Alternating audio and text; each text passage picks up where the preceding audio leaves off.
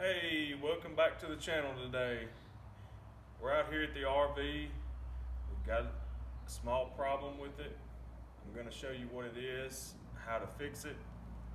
We've got a problem with the steps that I'm sitting on. They're stuck in the extended position. Now, I've seen a lot of guys on YouTube and throughout camping and using the motorhome, I've seen this problem occur before, and a lot of guys just won't take the time to properly fix it for whatever reason. This step assembly and mechanism is pretty simple, and I'm going to show you a few components to it and how to diagnose what your issue might be if you're having this same problem. We've got some parts here. Going to take you through it and try to get this thing working. It's been sitting here all winter in storage with the steps extended, and when I went to start cleaning and working on the RV for the springtime, the steps would not retract. So we've got a problem. Let's take a look at it. I'm gonna get you up here closer, show you what parts I've got, show you what's going on with it, what it looks like. Maybe this can help you in some way if you're having the same problem. You know, if these steps fail, you can't travel. You can't go anywhere. So if you're at an RV park or campground or dry camping or whatever, and you get to camp and you put your slides out, put your steps out, you're there a couple days and you get ready to go, and these steps won't retract, you're in a world of hurt because you can't go anywhere. One of your options are taking the steps loose, detaching them from the brackets, and pushing them up manually and tying them up. I've seen a lot of guys do that. I've seen guys run them tied up for months because they just didn't take the time and properly fix it, or even look at it, thought it was too complicated, thought they would have to buy a whole new step assembly, which is several $100s. Quite an expense. So maybe this might help you if you're stuck somewhere, or maybe you've had your steps tied up and not functioning, which that can present a hazard getting in and out of the RV because it's quite a step. Let's get under these steps and I'll show you what's going on, show you the parts I have, see if we can't get this thing fixed. You've got several pieces down there in this assembly. You've got the computer, which I'll show you from underneath. You've got a linkage in the gears, and then you've got the motor, and you've got a little bit of wiring going from the computer to the motor. And I'm going to show you what I think is the problem. As you can see right here, that's our necessary hardware. Got a new motor. Let me get under here and show you what's going on. First thing we're going to do is get a rug. You don't want to lay on the ground. Get a rug.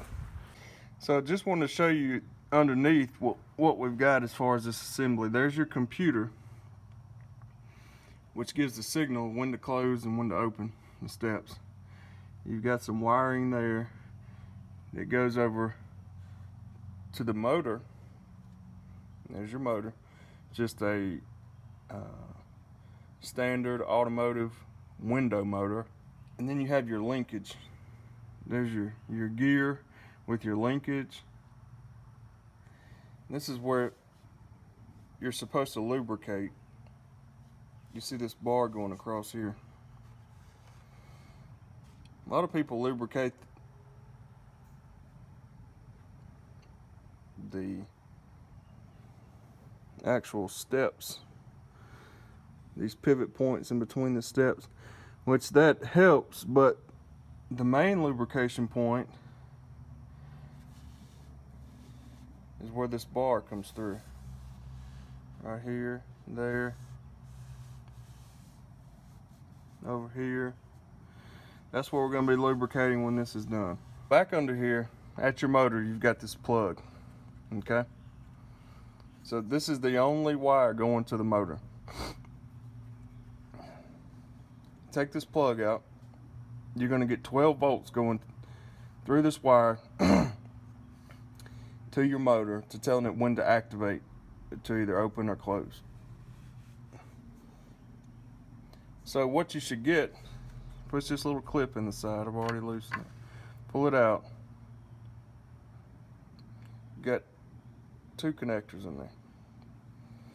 So what I've done is taken a test light and ran from my negative battery terminal, which is right above the steps,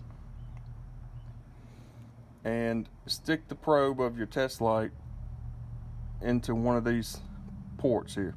You should get a signal when you close the door on one side and then when you open the door on the other side. It's just 12 volts. It's just on or off. So I've got that. I've got a signal from this side when I open the door, this side when I close the door, and that's telling the steps to extend, retract. This motor's not moving, it's not making a sound. Some people will tap this with a hammer and it will work. Mine won't even do that. So I've got signal coming from the computer telling the motor to open, but it's not doing anything. So we're going to change out this motor, see what we get. Here's your 3 bolts to take out the motor. Here's your motor.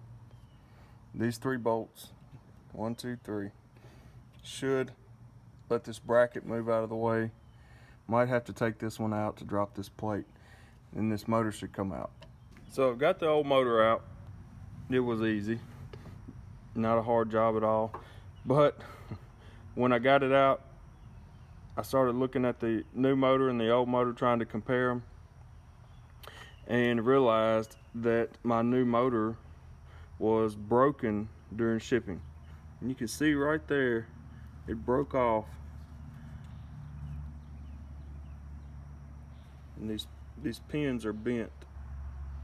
So somewhere during shipping, that took a hit, and now it's gone. So I'm gonna run up to the parts store, see if I can find another window motor. I think it's for around a 91 Ford, if I'm not mistaken, like a Ford Taurus. But I'm gonna take the old one and we'll see what we can find. All right, I wanted to show you one thing you could do when you get this motor out, a way to bench test the motor. Get you a good 12 volt battery, this hot. As you can see down there, there's my 12 volt battery. And I've got me some test leads, just wires with alligator clips. I've got 2 test leads, one lead clamped to the positive terminal of the battery and one clamped to the negative.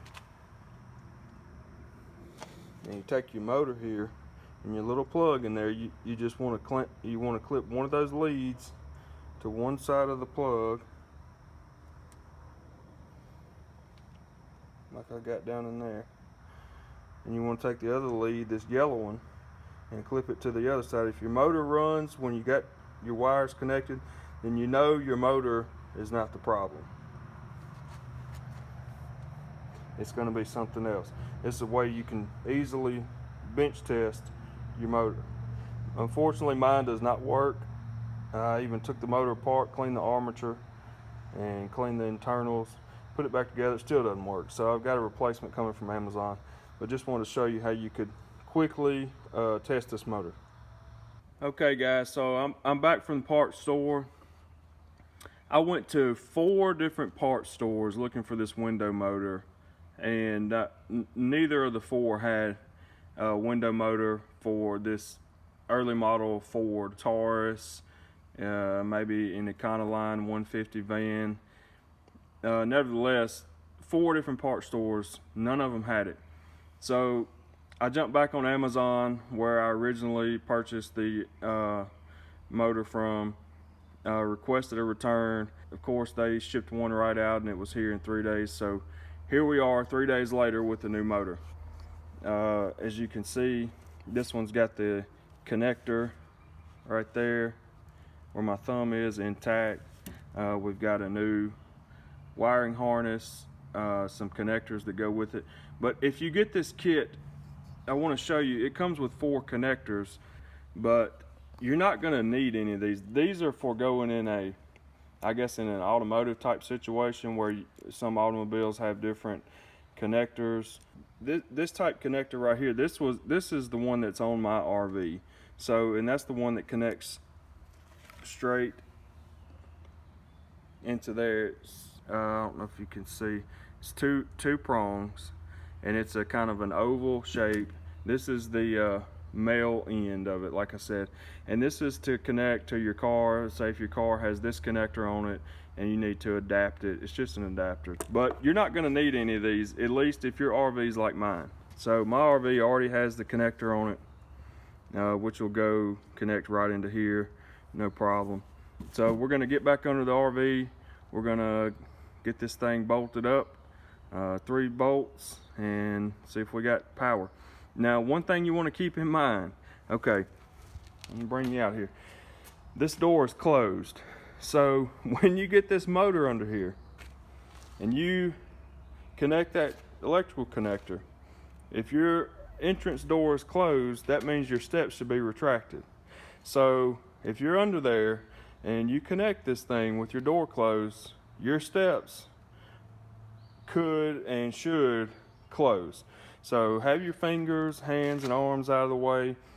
You know, don't have anything sitting on the steps. Remove all your parts and tools from the steps if you're going to do that. What I'm going to do is I'm just going to open this door so that when I connect it, the steps should stay extended. So that's a tip. Don't forget about that. So let's get under here and see what's going on. So here's our hole for where our motor goes, and you can see where it connects to the gear there. We're fixing to slide the motor up in there, just in there and get it bolted up. Bring it right back when I get it in. All right, we got our motor in now. Got her all connected, got our 3 bolts in, tightened up, got everything lubricated. We're gonna test her out and see if she works.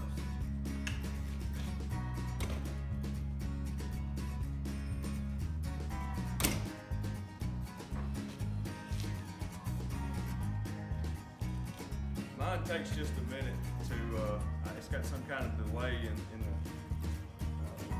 computer there, but it seems to be working as normal. Everything's working as it should. I hope this helps you, hope it saves you a little bit of money. This repair would probably cost you in the neighborhood of $100 to $150, I'm guessing, with labor and parts. At a shop. This motor cost me $40 or $45, so it saved me some money, and I hope I can save you some.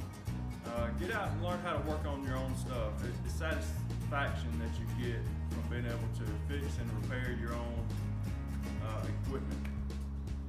And you know, you don't have to rely on somebody else when something breaks. So I encourage you to learn how to work on your own stuff, and it can not only save you some money, but maybe bring you some sort of happiness and feeling of confidence.